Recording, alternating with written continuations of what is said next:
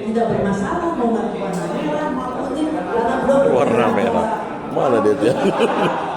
pasti akan kenapa putih karena kita dilihat begini pak ya pasti akan Yang mau ditanya itu kan bagaimana imajinasinya. sudah dengan cara menulisnya cara berpikirnya sudah tahu mengajarkan teman-teman yang ada di kesurupan daerah masing-masing gitu.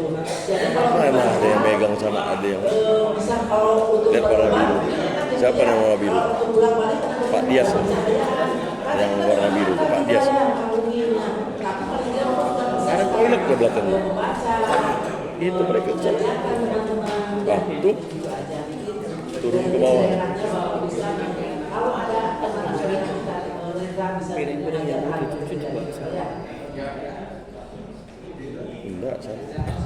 Ya, itu pengalaman. Ini kalau kita mau beli mesin itu ya, adanya itu di Singapura, tidak di India, Wah, Jerman ada. Lebih jauh Model lagi. Jerman, model Amerika, ya ada. Bentuknya beda. Kalau yang kita pakai ini yang model Belanda, oh Belanda. belum punya. Belum punya. Tapi untuk lembaga Agama 30 juta. Tetap. Nah, Indonesia itu baru bisa buat ini. Ini udah dibuat di Indonesia. Tidak. Tidak. di Ilmuwan itu. Terus ini jauh ke depan. Karena kalau misalnya itu menggunakan tinta seperti itu, mungkin itu berarti dikhususkan untuk kita. Awas ya, tetap aja. Tidak. Jadi kalau untuk yang netral, Tidak. posisinya tetap tidak bisa dipakai. Tapi kalau ibu bapak lihat ke komputer kami di sana, itu Tidak sekali. awas dan akan timbul braille. Iya. Jadi kita menulisnya pakai semua biasa. Tapi nanti yang muncul di layar itu braille. Iya. Iya, ada komputernya. Iya, ada komputer khusus. Nanti kita Tidak. pakai untuk biasa sesuai dengan buku yang akan kita ingin. Nanti itu muncul di layar untuk braille. Tidak kau. Makanya saya Ya? Tidak kau. kau Tidak kaul. Sekedar ini Bapak Ibu ya, Tidak kau kau. ke Tidak mengapa kau ke. mungkin di Ini kita jauh benar. Tidak itu kau ke. belum terproduksi Tidak kau ke. alat-alat Tidak kau ke. untuk braille yang tidak kau ke. entah itu Sampai sini. printer, entah itu Itulah tadi Pak ketik. saya bilang. Karena mungkin Oh, jauh begini, benar ini. perusahaan pun berpikir Tidak kau ke. siapa yang beli, itu mungkin ya. Nah, Sekarang printer itu kalau di kita sekarang sekitar ada yang di Tidak kau kenal. yang kalau ini mah yang kecil ya, kita pakai yang kecil bukan yang braille yang gede yang Iya. besar Iya. Tidak kau lemari ya. kenal. Anggap aja itu Ya. lemari pojok itu sebesar itu printernya. Itu Ya. sekarang itu di atas 400 juta. Itu 400 juta. Yang mana Pak? Nah, printer yang sekecil ini yang biasa yang hanya portable, yang buatan indeks Pak Cez, braille, tidak coba kan? yang Tidak indeks coba. itu Rame-rame deh coba. di atas 120 juta. 30 Itu juta kalau harganya. salah tekan bisa rusak. Jadi memang Hah. pengembangannya mungkin tidak akan ada yang beli kalau bukan lembaga yang membeli. Baik, baik. Itu mungkin jadi akhirnya perusahaan pun tidak ada yang berkembang di Indonesia, tidak ada mungkin. Silakan Bapak. Ini memang sebenarnya sudah dijelaskan oleh Bapak tadi ya terkait bagaimana mendampingi disabilitas netra untuk membaca dan menulis. Cuma saya melihat penjelasannya masih bersifat parsial. Nah, apakah bisa nanti ada disediakan sedikit sesi khusus bagi kami untuk tahu tahap-tahap sistematisnya untuk mendampingi teman-teman disabilitas netra, karena selama ini kan yang kami alami itu adalah pendampingan untuk kami yang bisa melihat, yang awas ya. Kita tahu step-stepnya seperti ini, tetapi nanti kalau kami turun ke bawah, kami kan harus mendampingi disabilitas netra. Nah, step-stepnya secara sistematis, Bapak Ibu di sini kan sudah cukup berpengalaman sebagai fasilitator. Nah, step-step sistematisnya semacam apa itu, apakah nanti bisa kami mendapat penjelasannya secara lengkap, dan juga kalau ada buku panduannya mungkin kami bisa mendapatkan itu kalau bisa. Terima kasih. Siap Bapak. Bagaimana sih ini untuk semuanya?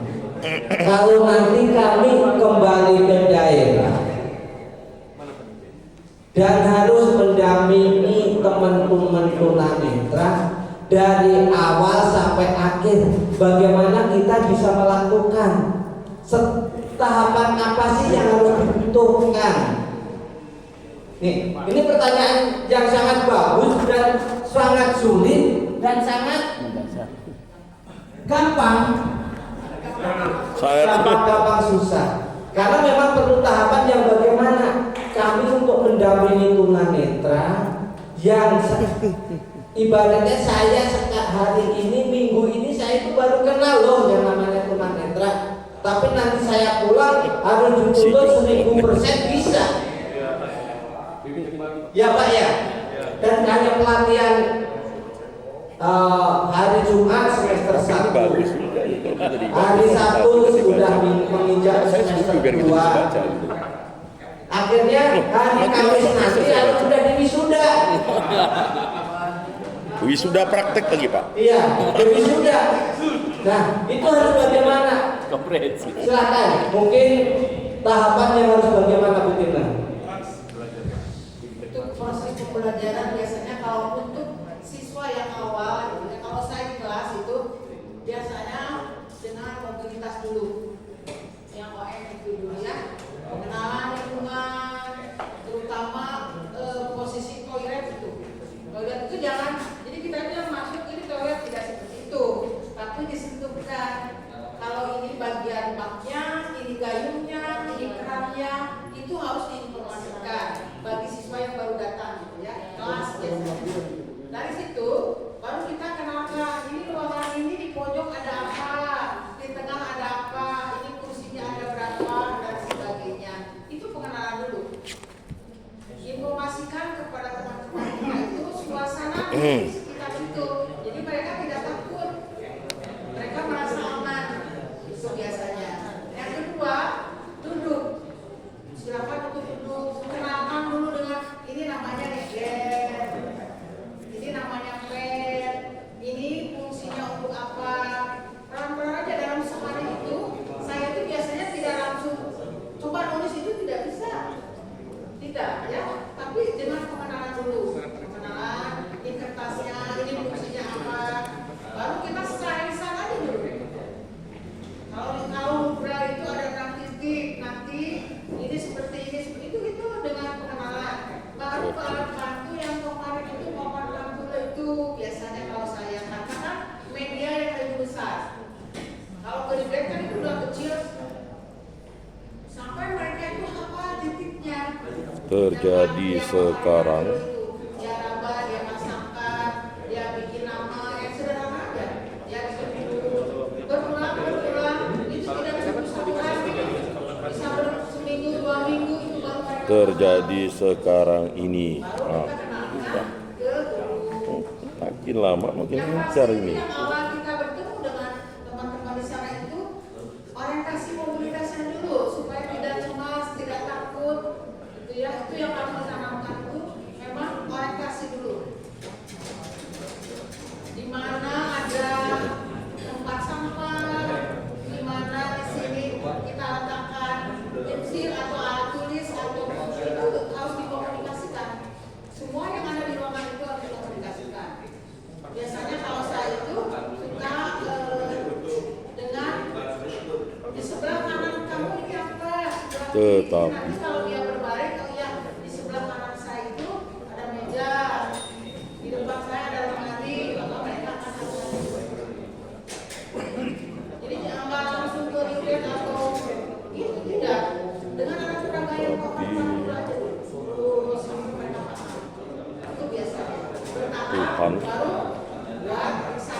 Tetapi Tuhan Pak, jadi tidak bisa dalam satu minggu yang bisa itu tidak bisa.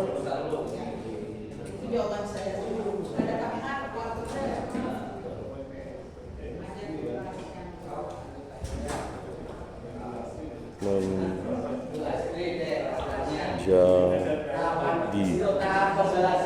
Tuhan menjadi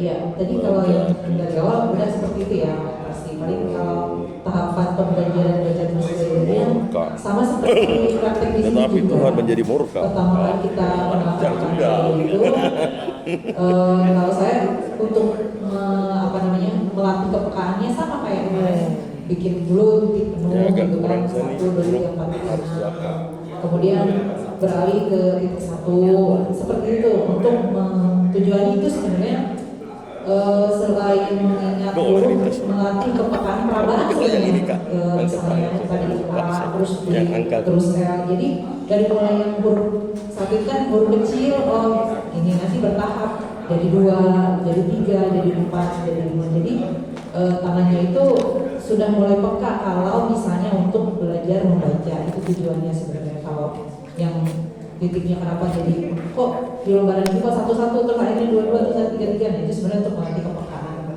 membaca, untuk melatih kepekaan meraba gitu. Kemudian kalau misalnya udah baru kita merangkai, biasanya nulis namanya dulu sendiri, kemudian merangkai kata sampai akhirnya merangkai kalimat, memberikan tanda baca, menjalankan semua tanda baca yang ada, penggunaannya yang tepat seperti apa, yang baik seperti apa, baru kemudian pengenalan angka, kemudian kita kasih soal untuk matematikanya, sampai akhirnya kalau untuk baca terus berinya sendiri kita selalu membuat karangan untuk menulis, melatih mereka mengingat hurufnya. Kalau untuk baca saya biasanya minta kepada mereka untuk membaca buku-buku yang menarik gitu, jadi biar dia penasaran kan. Misalnya sukanya buku cerita apa nih, cerita tentang fabel binatang-binatang, ya udah baca buku itu biasanya kita akan termotivasi untuk baca. Dulu saya juga waktu kecil gitu, saya sukanya tentang fabel, jadi saya baca buku itu sampai habis, setiap hari saya baca gitu karena saya penasaran endingnya seperti apa, jadi saya berusaha untuk bisa gitu. Firman ke-10 firman. Makasih Pak. Ada lagi? Ya. Saya tulis nama keluar cinta. Oh, Sih. itu judulnya ada semangat cinta ya Pak? Mulai.